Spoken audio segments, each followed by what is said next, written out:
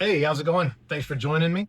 Today I'm going to do a little video kind of going over what this channel is for. Just like an introduction to the channel, even though it's been around for a little bit. A little bit. A little bit. All right, so BradSpace. This channel is basically about kind of whatever I'm doing. I've got a lot of projects in the garage. I go riding. I own 2 restaurants. Um, I've been doing it lately, but I do jujitsu, I swim, I lift weights. I have a whole bunch of hobbies. Um, so what we'll do is we'll go over a brief history, my personal history, how I end up working on cars, why I think I can do a bunch of stuff that I can't do, um, why I think the channel, what the channel is for. So the reason for the channel, 2 reasons.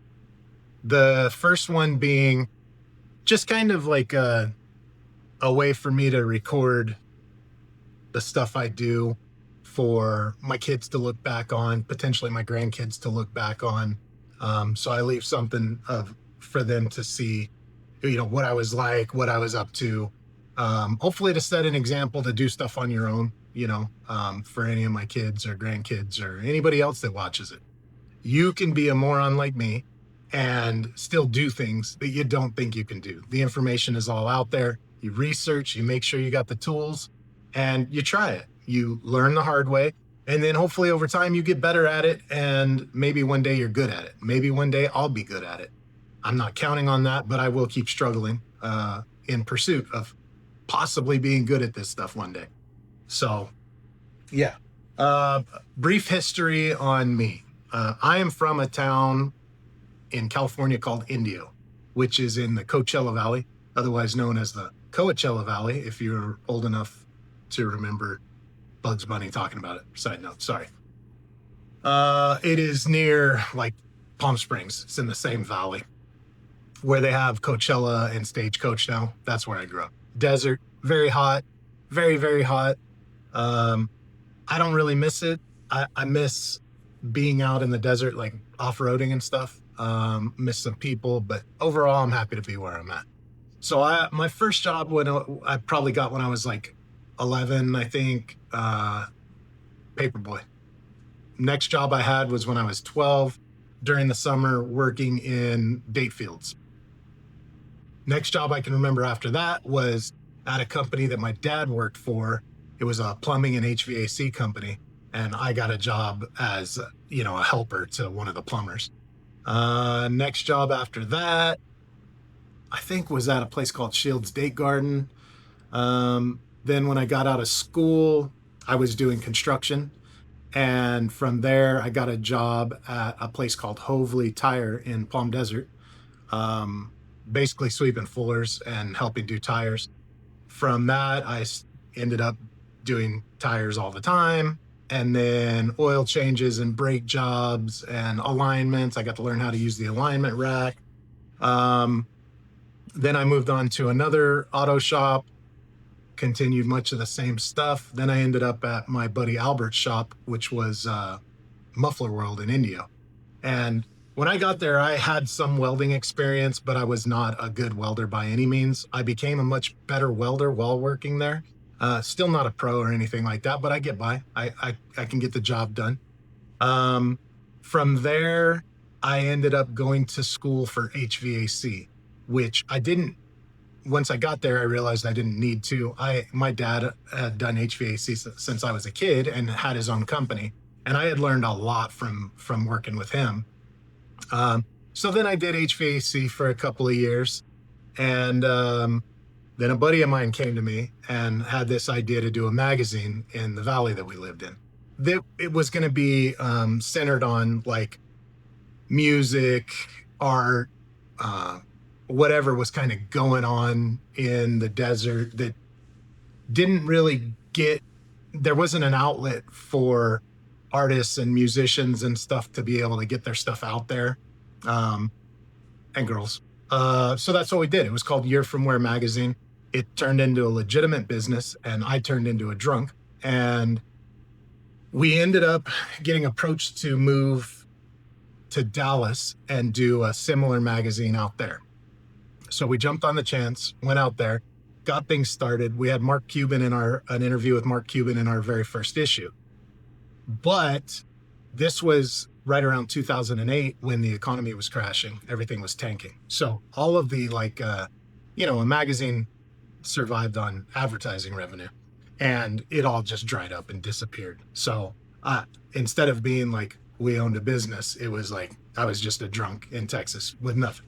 So I came back home, got my stuff together, got a job at a place called Ernie Ball Guitar Strings, manufacturing guitar strings. So I worked on all of the machines there.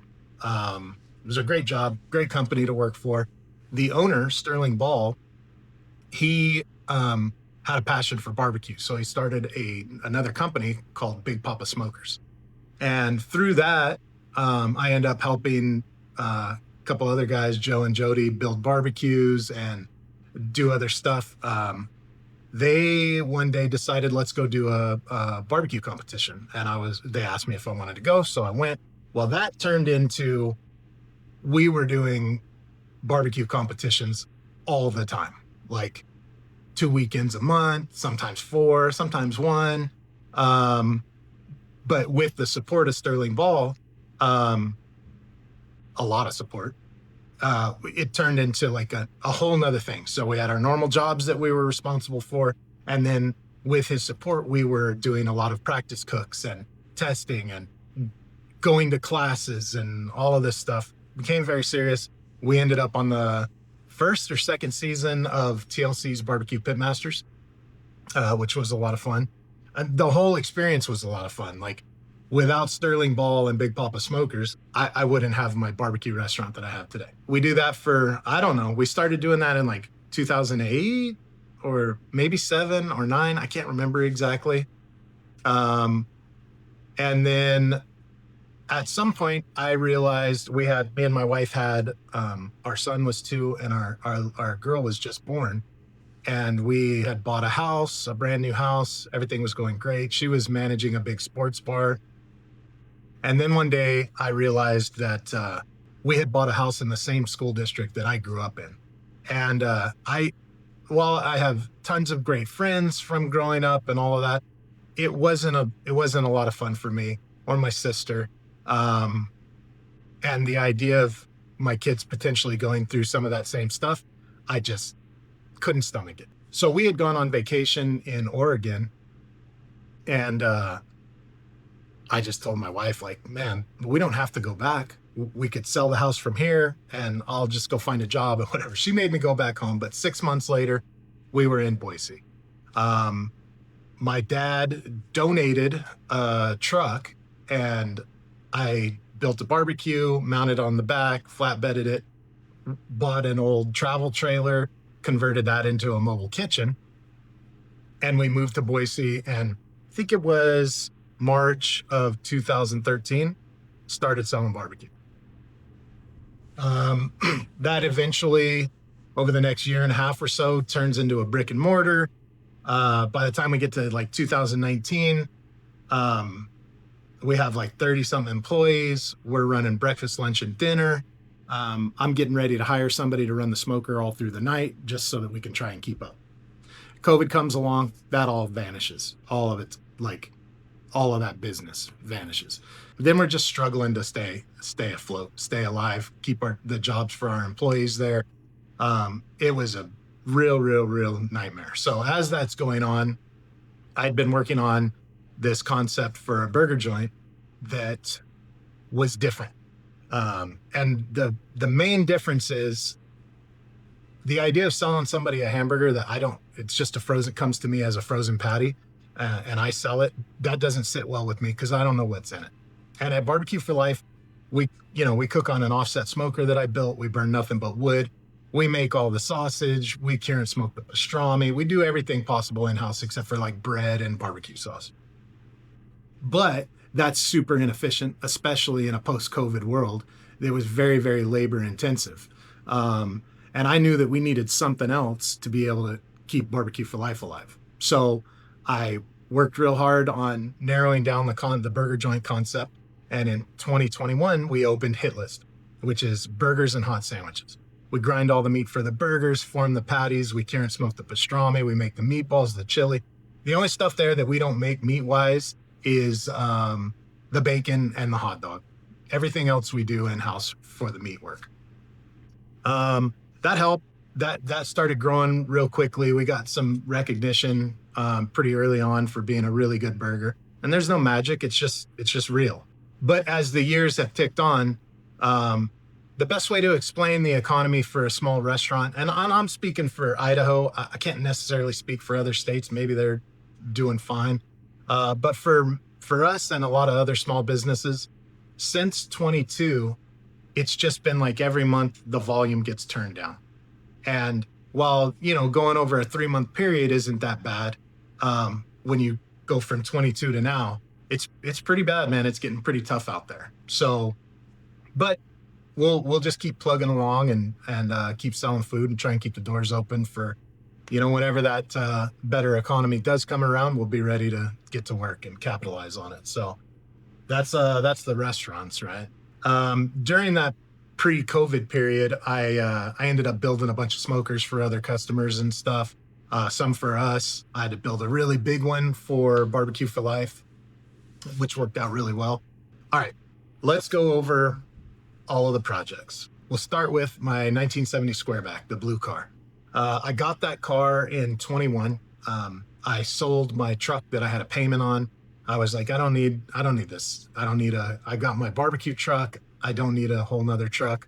So I got rid of it and made it some money from that. So I used that money to get the blue car. The blue car I got from a place called Shave Shop Customs. They had done some body work and painted it.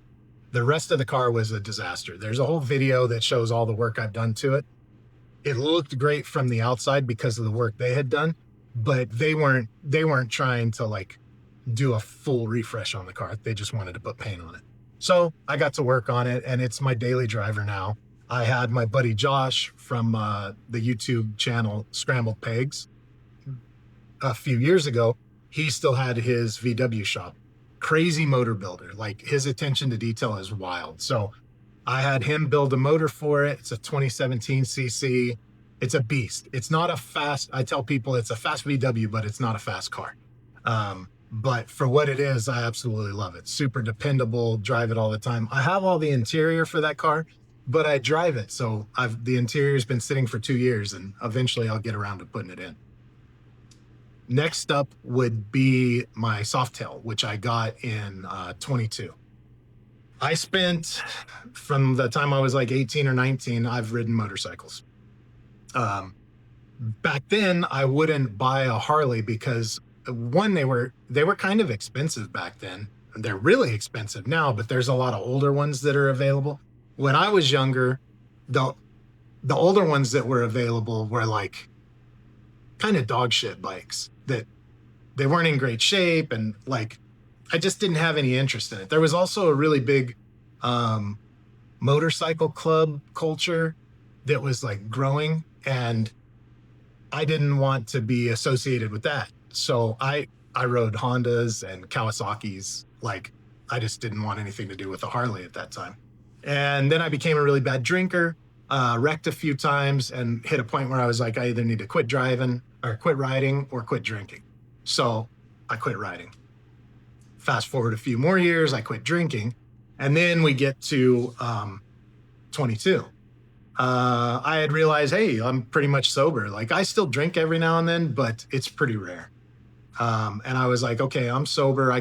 My wife agreed it was all right. I could get a bike.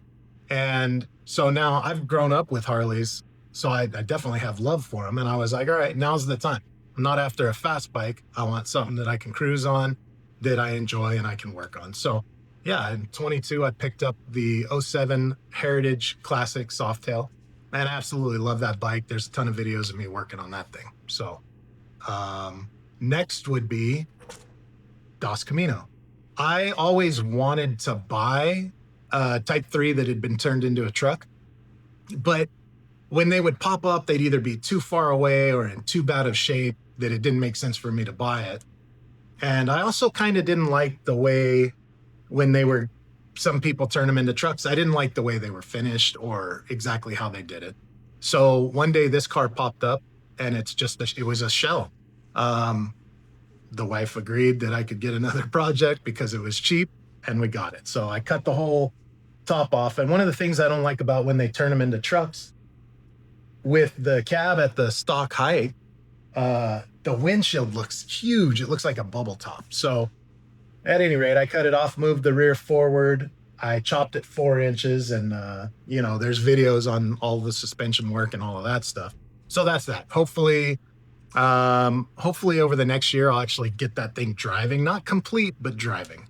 So then after that, just recently, some money popped up, and this popped up the same day, so I picked that up. That is a 1979 Fat Bob shovel head. Yeah, you can see it's going to take a ton of work. My buddy Nate Downing brought me a gas tank that he had sitting around. I'm going to just try to make everything I can myself for this project. Hopefully within the next year or two, I get that thing on the road too.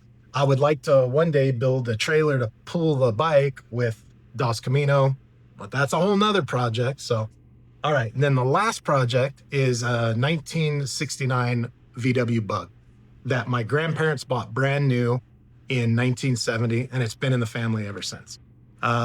It's been through a lot. It is a disaster. There's some unfortunate things that happened to the car. A tree fell on it. So I have the project, and eventually I would like to make that mid-engine V8.